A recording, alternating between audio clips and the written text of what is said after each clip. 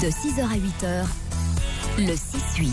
Dans 4 minutes, les infos avec notre spécialiste BD Mathieu Van Overstraten. On évoque la pionnière du cinéma français, Alice Guy, qui est un petit peu tombée dans l'oubli. Exactement, je suis quasiment certain que vous n'aviez jamais entendu parler d'Alice Guy, alors que pourtant c'est une femme vraiment extraordinaire, puisqu'elle a été l'une des pionnières du cinéma en France.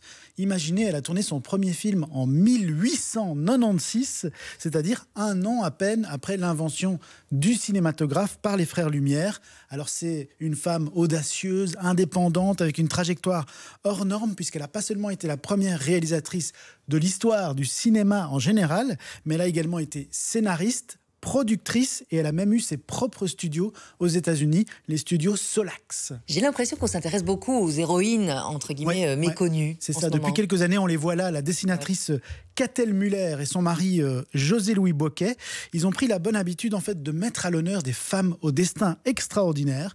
On a eu Kiki de Montparnasse à l'époque de l'art moderne au début du XXe siècle, Olympe de Gouges à l'époque de la Révolution française, Joséphine Baker à l'époque de la lutte contre la ségrégation. Et donc, en fait, ils veulent remettre en lumière des femmes qui ont eu des parcours extraordinaires, qui ont été des pionnières, mais qui ont été un peu oubliées par la grande histoire. Et donc, l'objectif, c'est de donner des modèles aux femmes, aux jeunes filles, des modèles de femmes affranchies, libres, insoumises. Et Alice Guy est vraiment inspirante. Oui, parce que c'est quelqu'un qui était totalement en phase avec son époque. Vous savez, la transition entre le 19e et 20e siècle, une époque d'innovation technologique et industrielle. Et en fait, elle s'est retrouvée un peu par hasard dans le monde du cinéma, puisque elle devait trouver du travail après la mort de son père, elle devait nourrir sa famille. Et elle a trouvé un métier comme sténodactylo.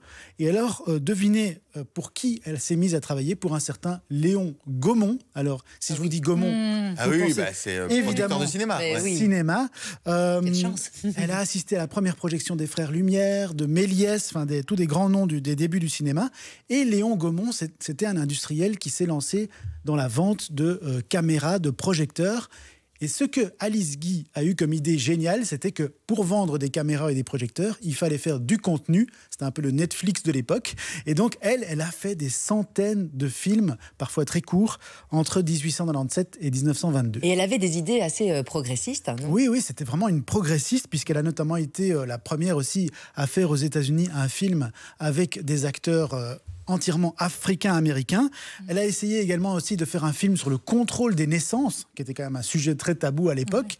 Et puis, ce qui est génial, c'est qu'on peut continuer à voir ces films. Vous pouvez les trouver sur YouTube. Ah oui ? Par exemple, il y a un film qui est assez mignon, très délicieux comme ça, qui s'appelle La Fée aux choux. Si vous tapez La Fée aux choux, voilà, on le voit là dans YouTube. Vous allez voir, c'est une dame qui ramasse des bébés dans des choux. Et ce qui est incroyable, c'est que dans ce petit film, c'était des vrais bébés. Donc je pense quand même qu'ils ont dû attraper un petit rhume en tournant ce film. On rigole, mais non, c'est vrai, c'est l'histoire du cinéma français à travers Alice Guy. Qu'a-t-elle évoqué ? C'est aux éditions Casterman. Merci beaucoup. Merci Mathieu pour ce bon plan. Notre discussion du jour, elle tourne sur les artistes ce soir.